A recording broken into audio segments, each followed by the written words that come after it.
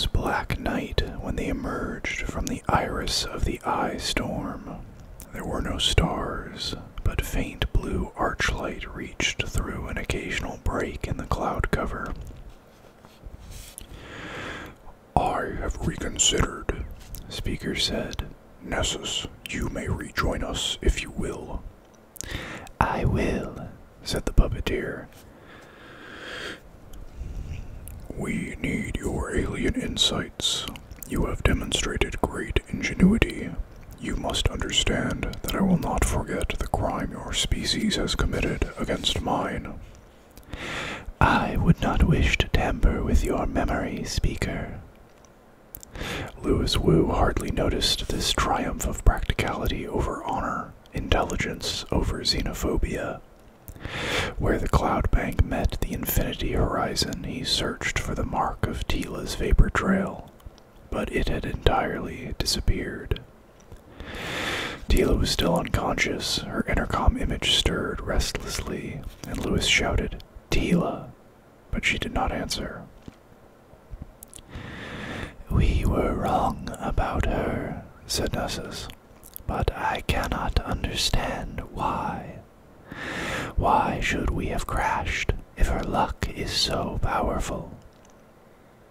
Exactly what I have been telling Louis. "But," said the puppeteer, "if her luck has no power, how could she have activated the emergency thruster? I believe I was right from the first. Teela Brown has psychic luck." Then why was she picked in the first place? Why did the liar crash? Answer me. "Stop it," said Louis. They ignored him. Nessus was saying, "Her luck is clearly unpredictable."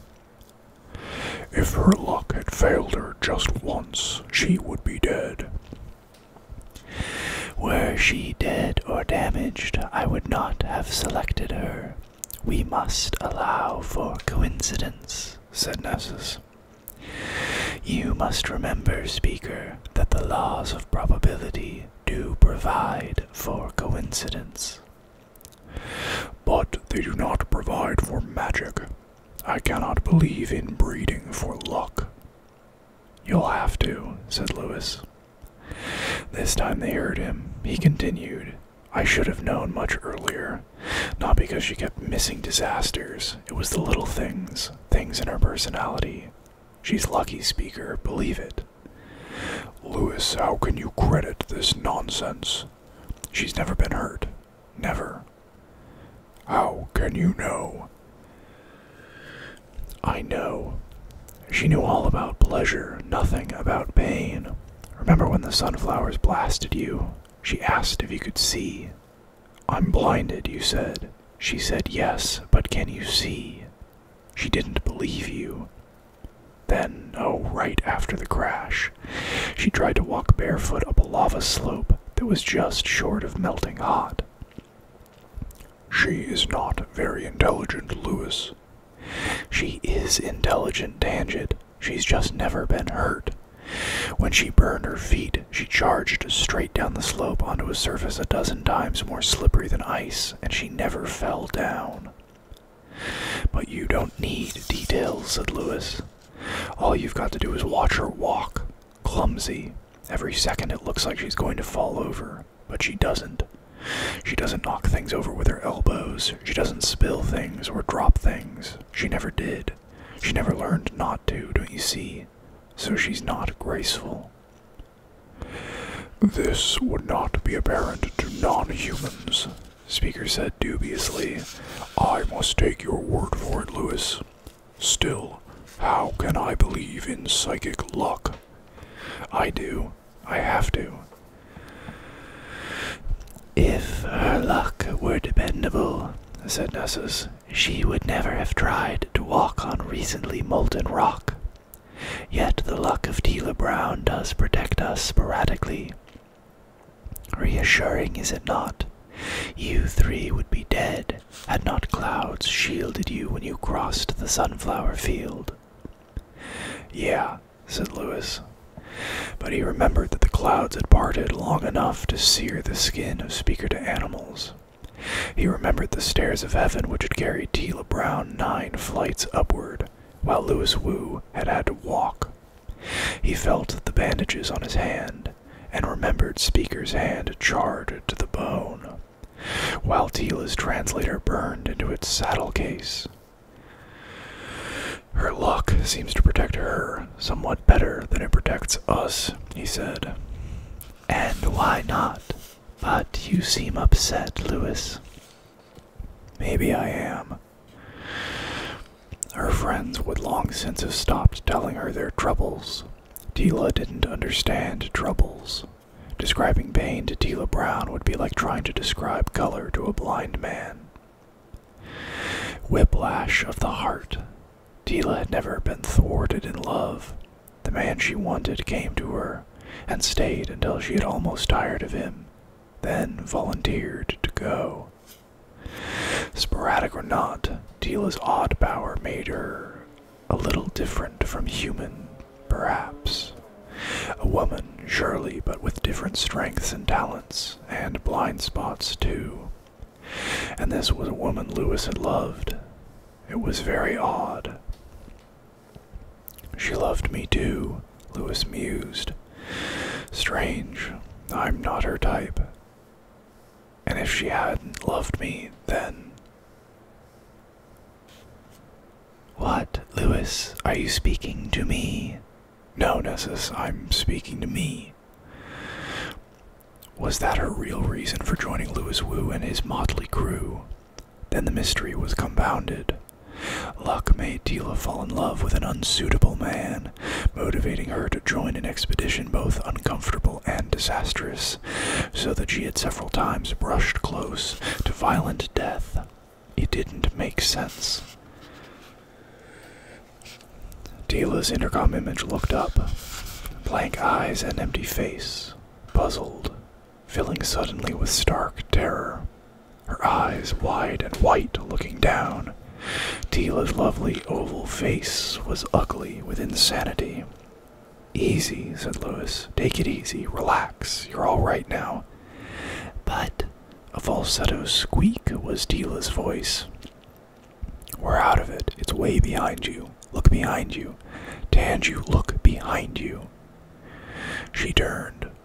For a long moment, Louis saw only soft, dark hair. When she turned back, she had better control of herself. Nessus, said Louis, tell her. The puppeteer said, You have been moving at Mach 4 for more than half an hour. To bring your fly cycle back to normal speed, insert your index finger in the slot marked with a green rim. Though still frightened, Teela was capable of following orders. Now you must rejoin us. My signal indicates that your course has followed a curve. You are to port and spinward of us. As you have no indicator, I will have to guide you to us by ear. For the present, turn directly to anti-spinward. Which way is that? Turn left until you are aimed at one base of the arch. I can't see the arch. I'll have to go above the clouds. She seemed almost composed now. Tange, but she'd been frightened. Louis couldn't remember ever seeing anyone that frightened. Certainly he'd never seen Teela that frightened. Had he ever seen Teela frightened? Louis turned to look over his shoulder. The land was dark beneath the clouds, but the ice storm, a vast distance behind them, glowed blue in the archlight. It watched them go with total concentration and no sign of regret. Louis was deep in his own thoughts when a voice spoke his name. Yeah, he said. Aren't you mad? Mad? He thought about it. It occurred to him, briefly, that by normal standards she had done an incredibly stupid thing, diving her cycle like that. And so he probed for anger, as he would have probed for an old toothache. And he found nothing. Normal standards didn't fit Teela Brown. The tooth was dead. I guess not. What did you see down there anyway? I could have been killed, Teela said with mounting anger. Don't shake your head at me, Louis Wu. I could have been killed. Don't you care? Don't you? She jerked back as if he'd slapped her. Then he saw her hand move and she was gone. She was back a moment later. There was a hole, she cried furiously, and mist at the bottom.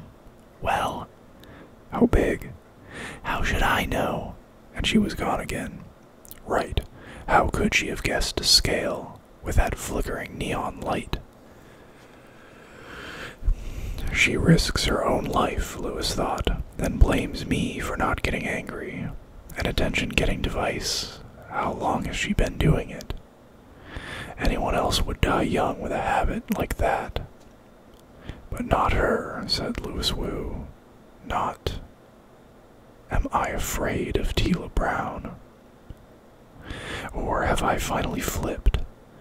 It had happened to others his age. A man as old as Louis Wu must have seen impossible things happen again and again. For such a man, the line between fantasy and reality sometimes blurred. He might become ultra-conservative, rejecting the impossible even after it had become fact. Like Perils, who would not believe in the thruster drive because it violated the second law of motion.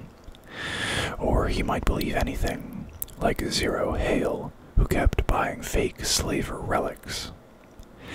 Either way lay ruin and madness. No. When Teela Brown escaped certain death by banging her head on a flycycle dashboard, that's more than coincidence. But why did the liar crash? A silver fleck edged between Louis and the smaller silver fleck to spinward. Welcome back, said Louis. Thank you, said Nessus. He must have used emergency thrust to catch up so fast. Speaker had issued his invitation only 10 minutes ago. Two triangular heads, small and transparent, considered Louis from above the dash. I feel safe now. When Teela rejoins us in half an hour, I will feel safer still. Why? The luck of Teela Brown shields us, Louis. I don't think so, said Louis Wu. Speaker, silent, watched them both in the intercom. Only Teela was out of the circuit. Your arrogance bothers me, said Louis Wu. Breeding for a lucky human was arrogant as the devil. You've heard of the devil? I have read of the devil in books. Snob. But your stupidity is worse than your arrogance. You blithely assume that what's good for Teela Brown is good for you. Why should it be? Nessus sputtered. Then, surely this is natural. If we are both enclosed by the same spacecraft hull, a rupture is bad luck for both of us. Sure, but supposing you're passing a place where Teela wants to go, and suppose you don't want to land. A drive failure just then would be lucky for Teela, but not for you. What nonsense, Louis. Why would Teela Brown want to go to the Ringworld? She never knew it existed until I told her so. But she's lucky. If she needed to come here without knowing it, she'd come here anyway. Then her luck wouldn't be sporadic, would it, Nessus? It would have been working all the time. Lucky that you found her. Lucky that you didn't find anyone else who qualified. All those bad phone connections, remember? But lucky that we crashed. Remember how you and Speaker argued over who was in charge of the expedition? Well, now you know. But why? I don't know. Louis raked his fingernails across his scalp in utter frustration. His straight black hair had grown out to the length of a crew cut, excluding the queue. Does this question upset you, Louis? It upsets me. What could be here on the Ringworld to attract Teela Brown? This place is unsafe. Strange storms and badly programmed machinery and sunflower fields and unpredictable natives all threaten our lives. Ha! Lewis barked. Right. That's part of it at least. Danger doesn't exist for Teela Brown, don't you see? Any assessment we make of the Ringworld has to take that into account. The puppeteer opened and closed his mouths several times in rapid succession. Does make things difficult, doesn't it? Lewis chortled. For Lewis Wu, solving problems was a pleasure in itself. But it's half the answer, if you assume. The puppeteer screamed. Lewis was shocked. He had not expected the puppeteer to take it so badly. The puppeteer wailed in 2 tones. Then, without apparent haste, he tucked his head under himself. Lewis saw only the straggly mane that covered his brain case. And Teela was on the intercom. "You've been talking about me," she said without heat. She was unable to hold a grudge, Lewis realized. Did that make the ability to hold a grudge a survival factor? "I tried to follow what you were saying, but I couldn't. What happened to Nessus?" My big mouth. I scared him. Now how are we going to find you? "Can't you tell where I am?" Nessus has the only locator. Probably for the same reason he saw to it that we didn't know how to operate the emergency thrust. "I wondered about that," said Teela. He wanted to be sure he could run away from an angry Kazin. Never mind that. How much did you understand? "Not much. You kept asking each other why I wanted to come here. Lewis, I didn't. I came with you because I love you." Lewis nodded. Sure, if Teela needed to come to the Ringworld, she had had to have a motive to ride with Lewis Wu. It was hardly flattering. She loved him for the sake of her own luck. Once he had thought she loved him for himself. "I'm passing over a city," Teela said suddenly. "I can see some lights. Not many. There may have been a big, durable power source. Speaker could probably find it on his map." "Is it worth looking at?" "I told you there are lights. Maybe." The sound went off without a click. Without warning. Lewis considered the empty space above his dashboard. Then he called, "Nessus." There was no response. Lewis activated the siren. Nessus came out of it like a family of snakes in a burning zoo. Under other circumstances it would have been funny. The 2 necks frantically untangling, posing like 2 question marks above the dashboard. Then Nessus barking, "Lewis, what is it?" Speaker had answered the call instantly. Apparently, sitting at attention, he waited for instructions and enlightenment. "Something's happened to Teela." "Good," said Nessus, and the heads withdrew. Grimly, Lewis flicked the siren off, waited a moment, flipped it on again. Nessus reacted as before. This time Lewis spoke first. "If we don't find out what happened to Teela, I'll kill you," he said. "I have the task," said Nessus. "We designed it to work equally well on Kazindi and human. You have seen its effect on Speaker." "Do you think it would stop me from killing you?" "Yes, Lewis, I do."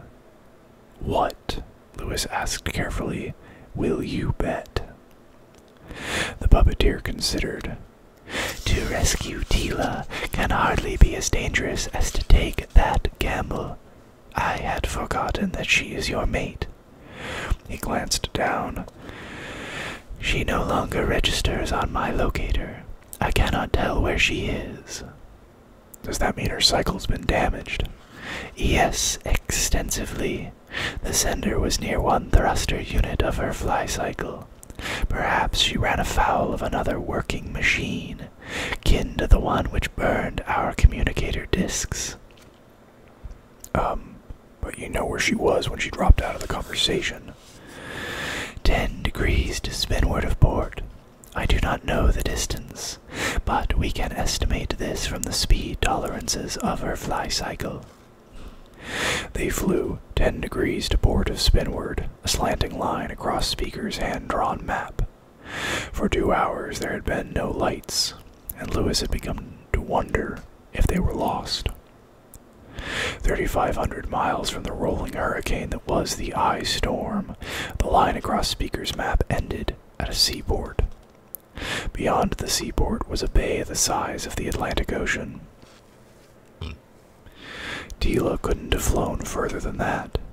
The seaport would be their last chance. Suddenly, beyond the crest of a deceptively gradual slope of hill, there were lights. "Pull up," Lewis whispered fiercely, not knowing why he whispered, but Speaker had already stopped them in midair. They hovered, studying the lights and the terrain. The terrain. City. City everywhere. Below, shadowy in the blue archlight, were houses like beehives with rounded windows, separated by curved sidewalks too narrow to be called streets.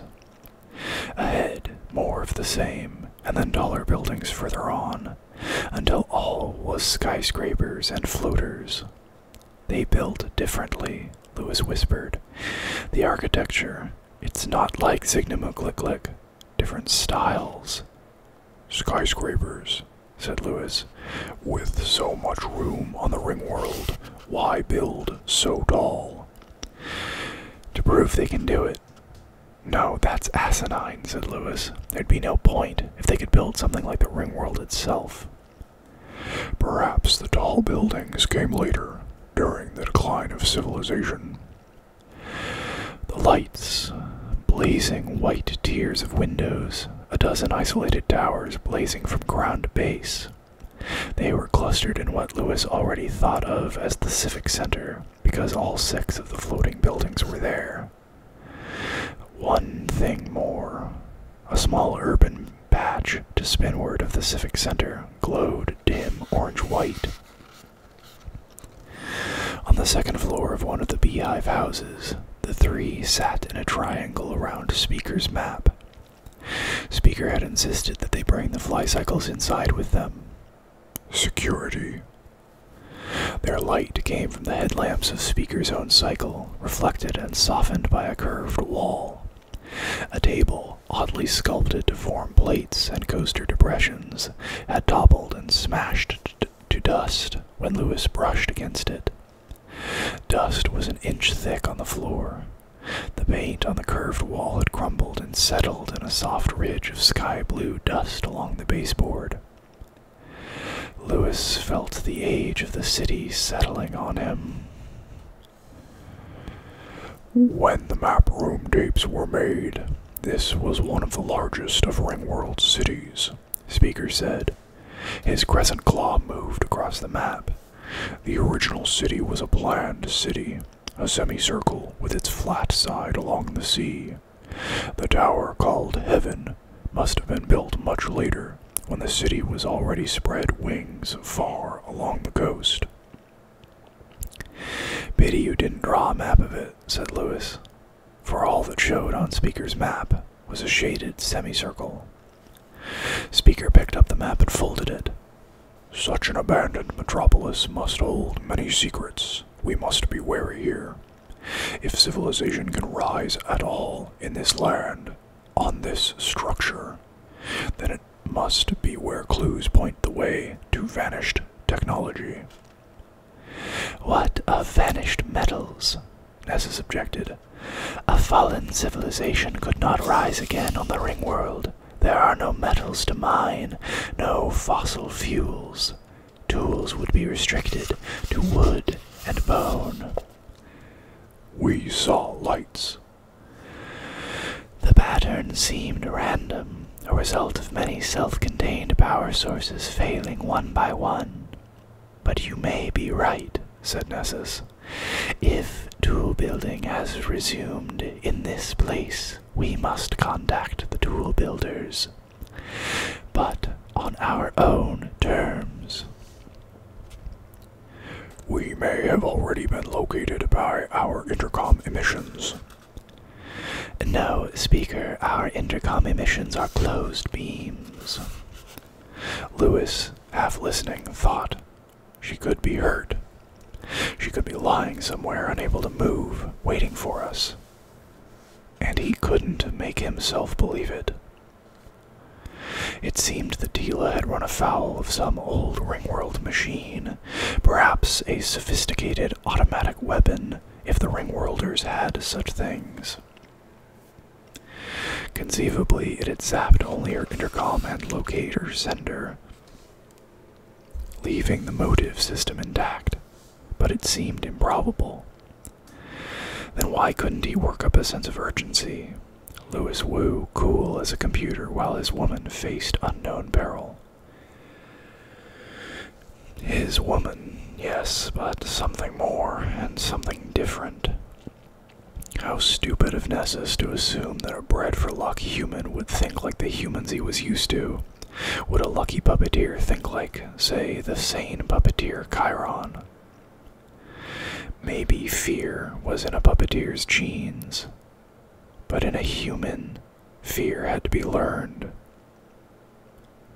Nessus was saying, "We must assume a momentary failure of Teela's sporadic luck.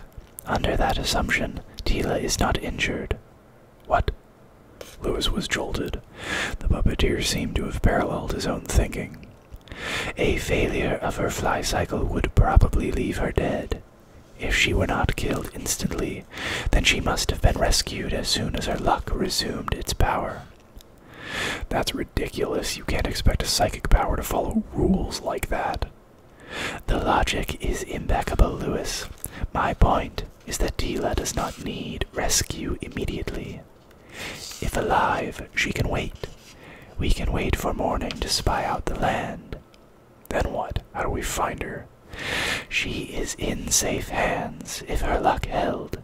We search for those hands. If there are no hands, we will know that tomorrow, and we can hope she will signal us. There are various ways she can do that. Speaker broke in. But they all use light. And if they do? They do. I have considered this. It is possible that her headlamps still function. If so, she will have left them on. You claim she is intelligent, Lewis. She is. And she has no regard for security. She would not care what found her, so long as we found her. If her headlamps are dead, she might use her flashlight laser to signal anything that moves, or to start a signal fire. What you're saying is that we can't find her in daylight, and you're right, Lewis admitted. Nessus said, "First, we must explore the city by daylight. If we find citizens, well and good. Otherwise, we may search for Teela tomorrow night." You'd leave her lying somewhere for 30 hours. You cold-blooded tangent. That patch of light we saw could be her, not street lamps, but burning buildings. Speaker stood up. True, we must investigate. I am hindmost of this fleet. I say that Teela's value does not match the risk of a night of flight over an alien city. Speaker to Animals had mounted his flycycle. We are in territory which may be hostile. Thereby I command. We will go to seek Teela Brown, a member of our company. The Kazin lifted off, eased his flycycle through a great oval window. Beyond the window were fragments of a porch, then the suburbs of an unnamed city. The other flycycles were on the ground floor. Lewis descended the stairwell hurriedly but with care, as part of the stairs had collapsed, and the escalator machinery had long since turned to rust. Nessus looked down at him over the rim of the stairwell. "I stay here, Lewis. I consider this mutiny." Lewis did not answer. His flycycle rose, edged through the oval doorway, and angled up into the night. The night was cool. Archlight painted the city in navy blue shadows. Lewis found the gleam of Speaker's cycle and followed it toward the glowing section of suburb, to spinward of the brilliantly lighted civic center. It was all city, hundreds of square miles of city. There weren't even parks. With all the room on the Ringworld, why build so close? Even on Earth, men valued their elbow room. But Earth had transfer booths. That must be it. The Ringworlders had valued travel time more than elbow room. "We stay low," said speaker via intercom. "If the lights of the suburbs are mere street lighting, we return to Nessus. We must not risk the possibility that Teela was shot down." "Right," said Lewis. But he thought, listen to him, worrying about security in the face of a purely hypothetical enemy. A Kazin, sanely reckless, looked cautious as a puppeteer next to Teela Brown. Where was she now? Well, or hurt, or dead? They had been searching for civilization on the Ringworld since before the Lyre crashed. Had they finally found the... They had been searching for civilized Ringworlders since before the Lyre crashed. Had they finally found them? That chance was probably what had kept Nessus from deserting Teela entirely. Lewis's threat meant nothing, as Nessus must be well aware. If they had found civilized Ringworlders as enemies, well, that was hardly unexpected. His cycle was drifting to the left. Lewis corrected. "Lewis," speaker to animals seemed to be wrestling something. "There seems to be interference." Then, urgently, with the practiced whip of command in his voice, "Lewis, turn back now." The Kazin's command voice seemed to speak directly to Lewis's hindbrain. Lewis turned immediately. His fly cycle, however, went straight. Lewis threw all his weight on the steering bar. No good. The cycle continued moving towards the lights of the Civic Center. "Something's got us," Lewis shouted. And with that, the terror had him. They were puppets. Huge and dark and sentient, the puppet master twitched their arms and legs and moved them about to an unseen script. And Lewis Wu knew the puppet master's name. The Luck of Teela Brown.